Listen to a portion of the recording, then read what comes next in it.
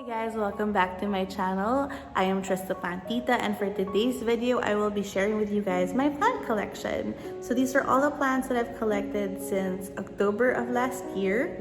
Yeah, and I'm very excited to share with you guys the plants that I have. This is in no way, shape, or form bragging. A lot of my plants are common to uncommon plants. I don't really have rare plants because those guys are expensive and I'm a newbie and I'm not confident in spending that amount of money on plants that I potentially might kill.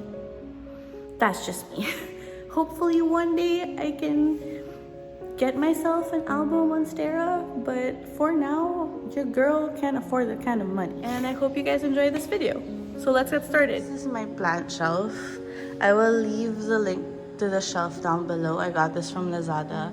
The grow lights are from Lazada as well, but as you can see, the third level conked out, so I'm not necessarily comfortable in recommending this brand, but I also just got it from Lazada, so you can find grow lights there inexpensively.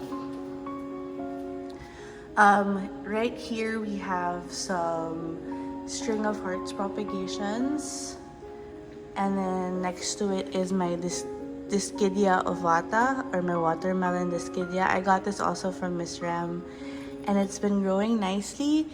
I have 3 new vines growing from here. Next to that, I have my Scindapsus pictus Jade Satin Dark Form. I got this from Plant Fairy Manila, and it's already growing its 4th leaf, which makes me very, very happy. Next to that is this one. This is a dwarf snake plant that was gifted to me for Christmas. And then I have a very sad succulent over here because I am not great at taking care of succulents. Next to that is my Tetragona peperomia, which is this one. This used to also be long. I cut it trying to propagate, and that was a failed propagation, so I'll figure it out. But it's also growing its 3rd stem, which makes me very, very happy. And then at the back here, this is a peperomia hope, and it's also growing new leaves. I also got this from Miss Ram.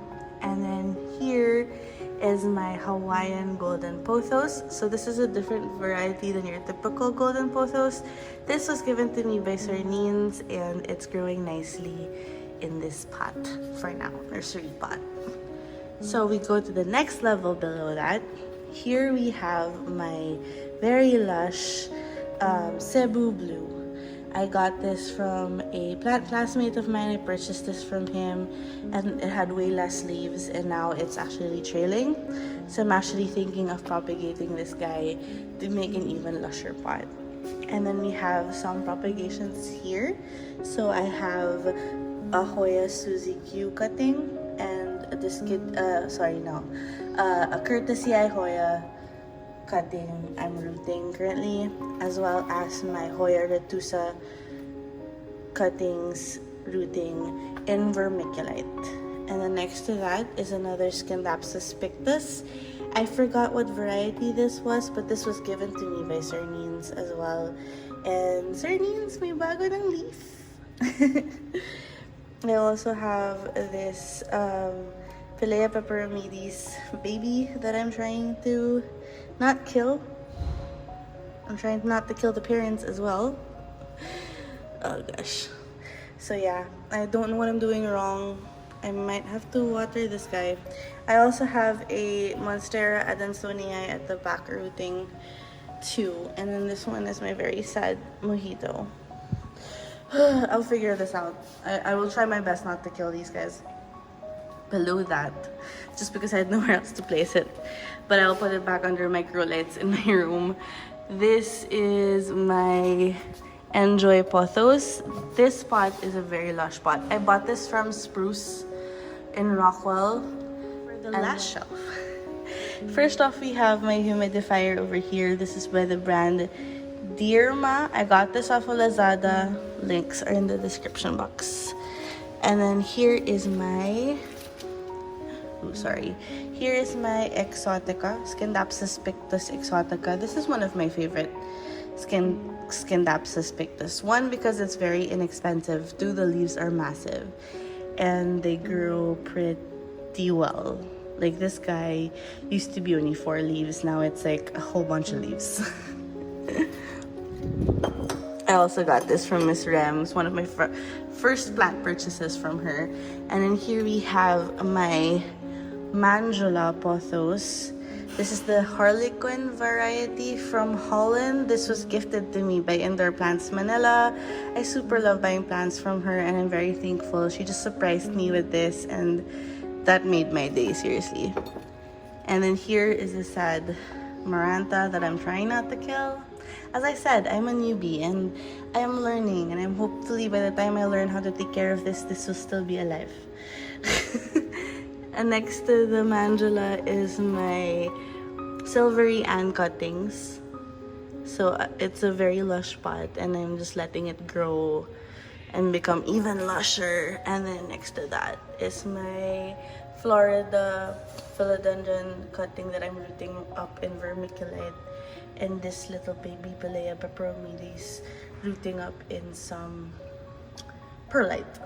Also more cuttings rooting up here, a pot of golden pothos, and here's my variegated snake plant. And then this is my first Syngonium. This is Berry Illusion that I also purchased from Miss Ram. This used to be taller.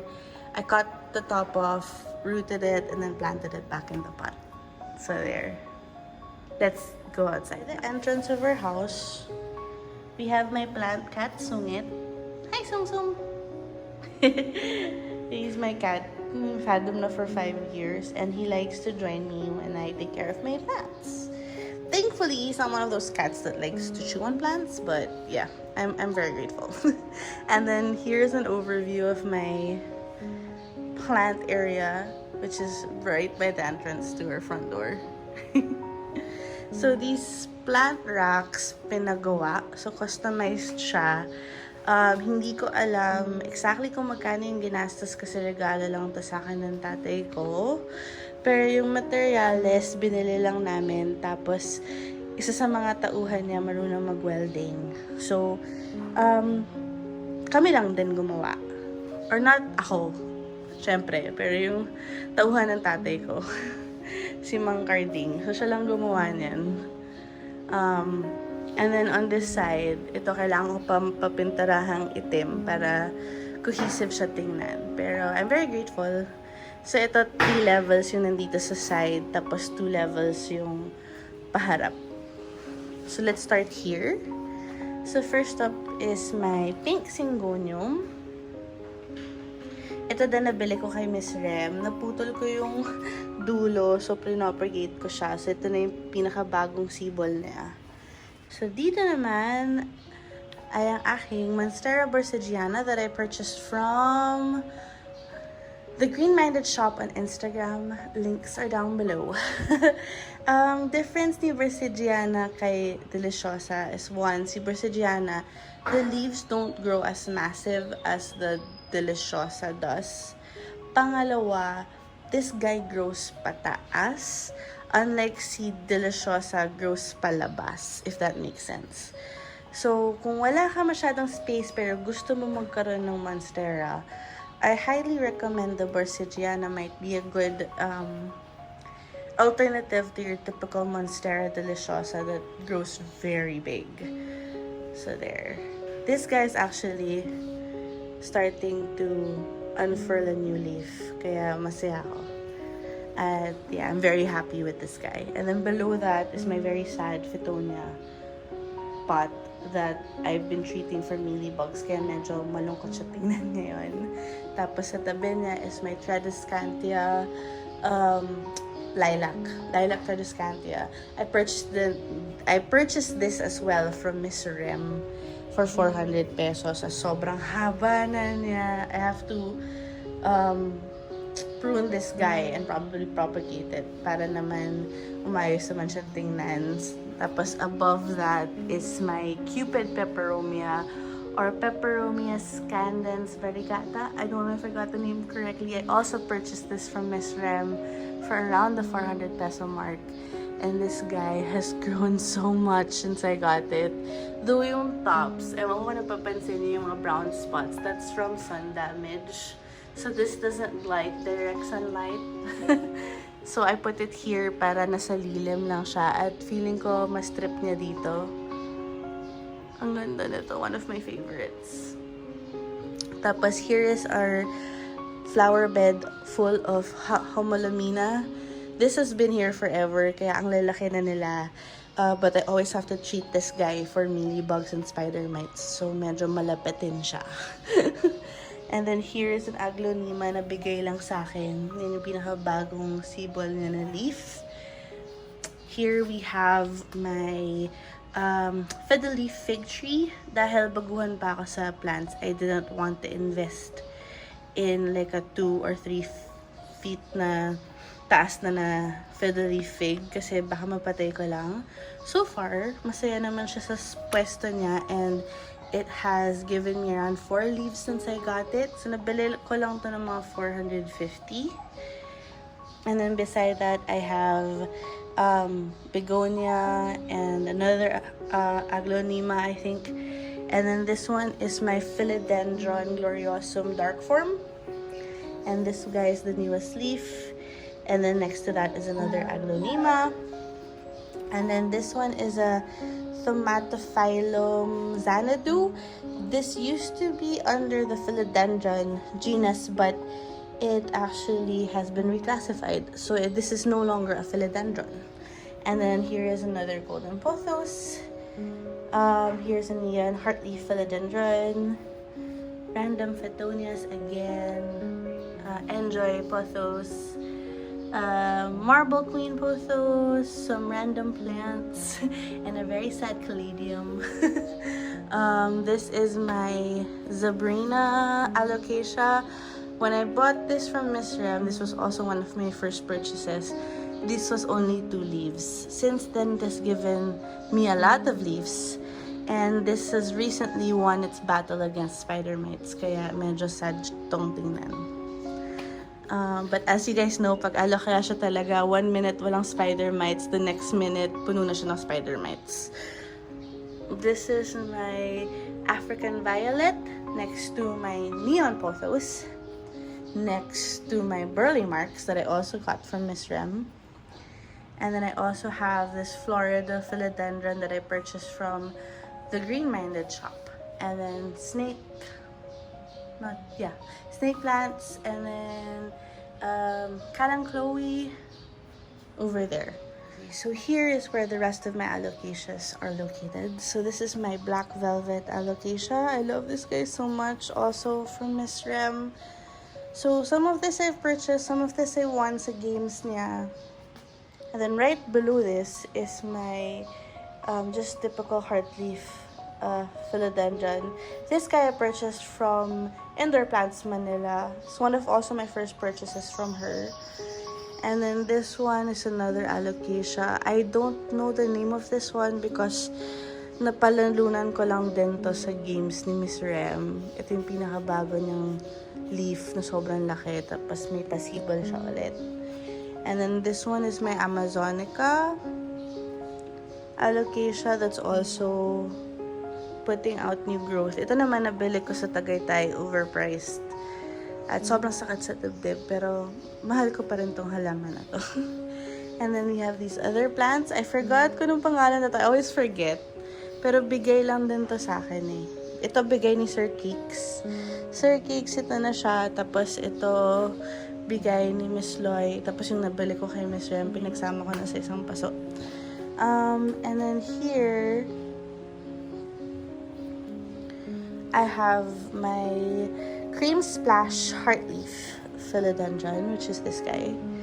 And I'm actually thinking of propagating this soon. May sun damage din ng konti, kaya nilipat ko siya here where it's a little bit more shaded.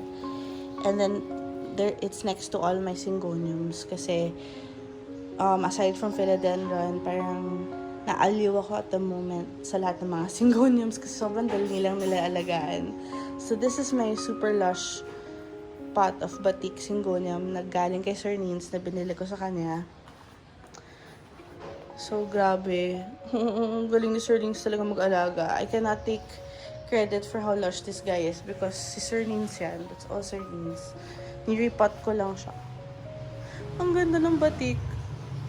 And then this one is my strawberry ice from Plant Fairy Manila. When I got this, 2 leaves lang siya. And since then, it sprouted 2 more.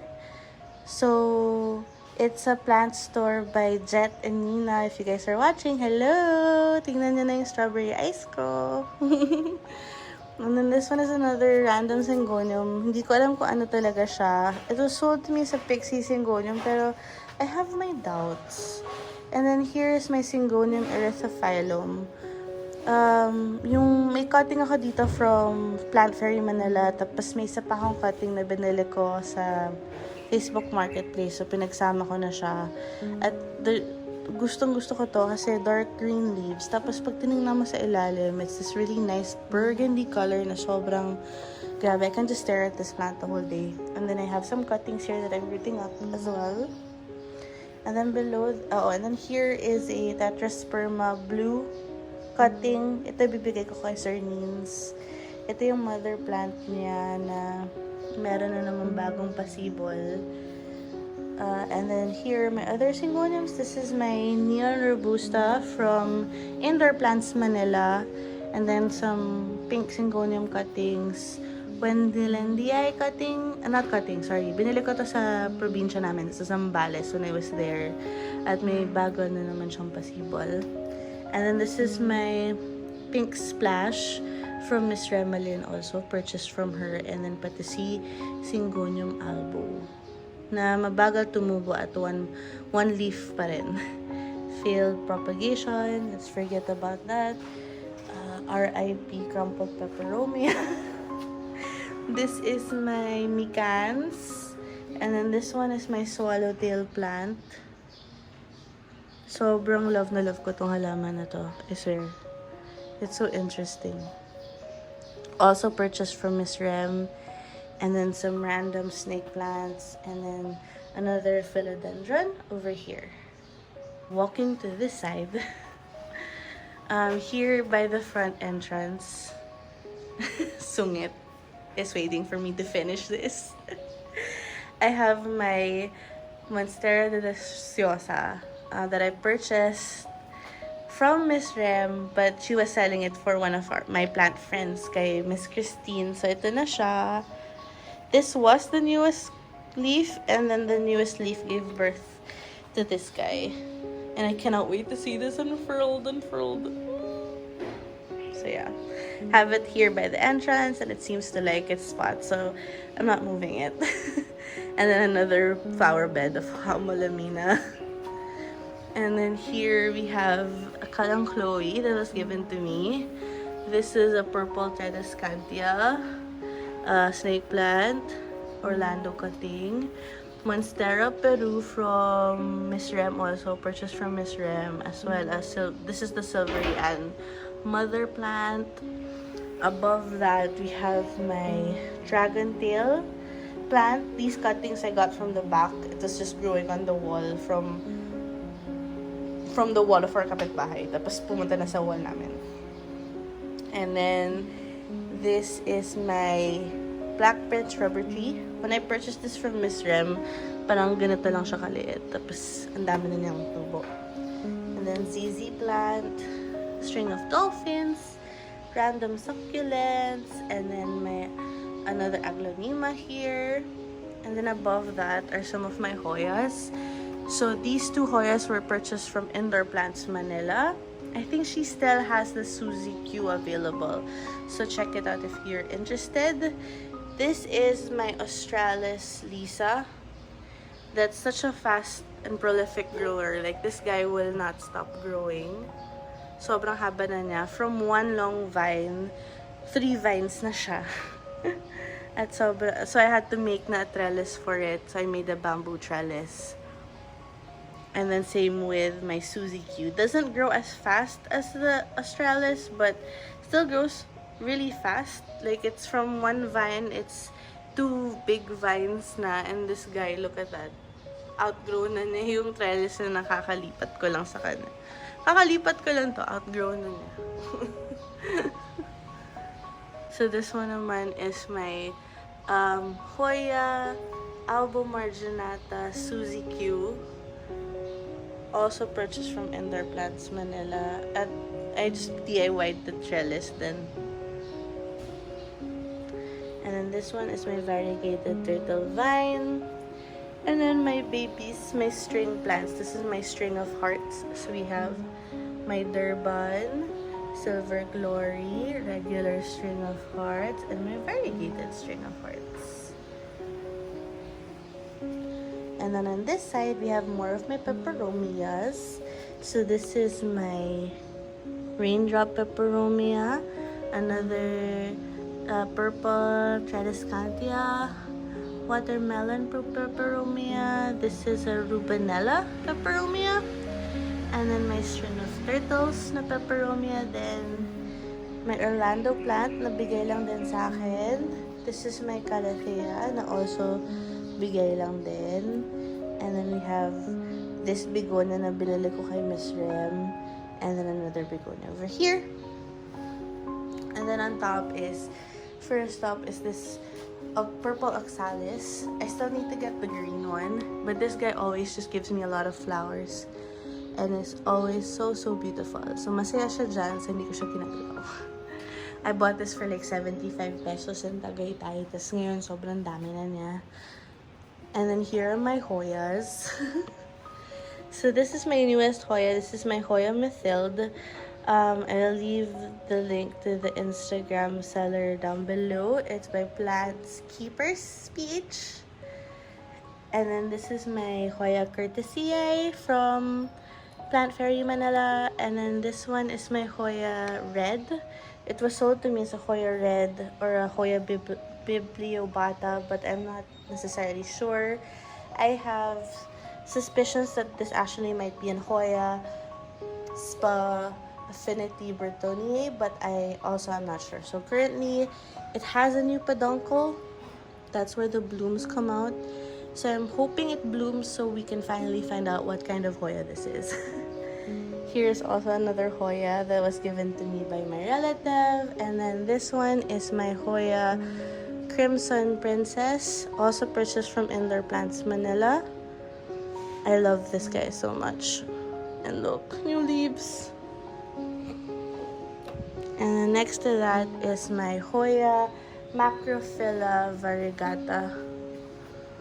So this is what it looks like. It's a very long plant. I purchased this in Zambales when I went home, and this is the newest vine it's growing out. And then over here is my Hoya retusa, also purchased from Plant Fairy Manila. And then here we have a variegated peperomia, my tineke rubber tree, my tribui dark form, purchased from Miss Rem, my tribui moonlight, also purchased from Miss Rem, and then my beautiful philodendron, green emerald philodendron. This guy I love so much. I feel that he's super underrated and he deserves more praise because this plant just won't stop growing, and ever since I got it, it has doubled, almost tripled in size. Nabili ko lang to sobrang mura, like mga 300 lang. Tapos tingnan mo siya, statement piece na siya sa aking little garden.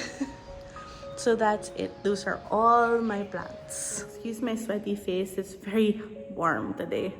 So those are all my plants. I hope you guys enjoyed this video. I will see you guys in my next one. Bye!